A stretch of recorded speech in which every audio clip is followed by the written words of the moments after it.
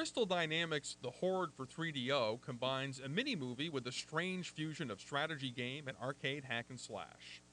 You're the central character in a somewhat goofy story of the Middle Ages, complete with a scheming villain, a powerful sword, lots of evil and stupid monsters to kill, and of course, cows.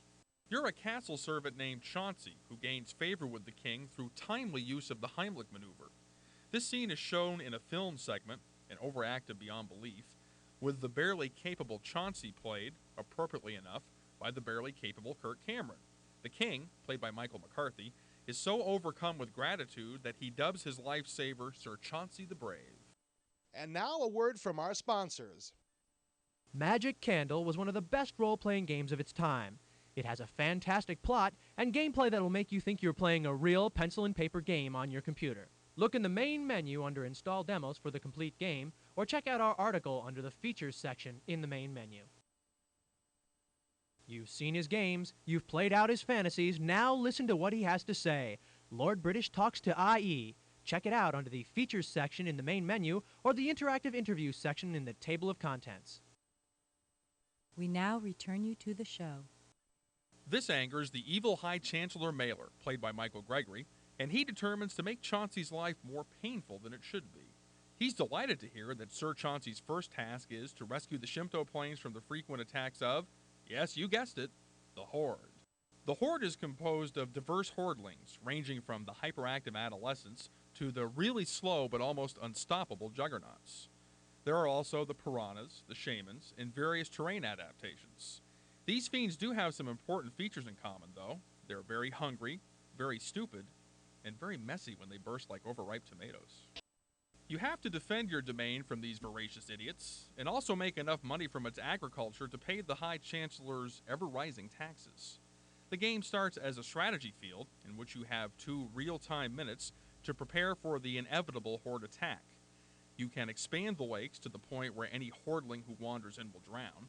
You can also build fences or dig spiked pits, but you must remember that anything that hinders the Horde can also hinder you. This becomes a very real problem when the 2 minutes end and the wholesale slaughter begins. At this point, it becomes obvious that Chauncey is not cut out for this line of work. Free swings of the heavy sword Grimthwack are too close together, and he gets dizzy. This may seem like quite a drawback, but it also makes for a great excuse to tell your friends if you don't match their scores. Just tell them you weren't playing badly, you were doing a very good job of role-playing a clumsy and incompetent character. On the financial side of things, you can chop down and sell trees to make some quick cash, but you'd better remember to replant them for another season. You can also buy cows as a long-term investment, but the Hordelings have a strong yen for steak tartare, and human flesh, and anything else that happens to be in their path for that matter. When you get enough money, you can hire help or buy magic items, but holding on to your hard-earned crowns for that long is not an easy task. Every now and then, your crystal ball will deliver a film segment report from FNN, the France Polanyi News Network, telling you about important happenings, like when several overzealous wizards decide to prevent an upcoming drought with 3 separate rain spells and end up causing a terrible flood. A major flood watch is in effect. The graphics are very good. Particularly nice are the citizens walking their roads and the cows grazing in the field. They are even smoother than the film segments. The Hordelings are not particularly frightening, but this just isn't that kind of game. The sound effects are often very funny. When an unfortunate cow is eaten in one gulp by a hungry Hordeling, he lets out a surprised moo. The only problem with the sound is that the music is far too repetitive.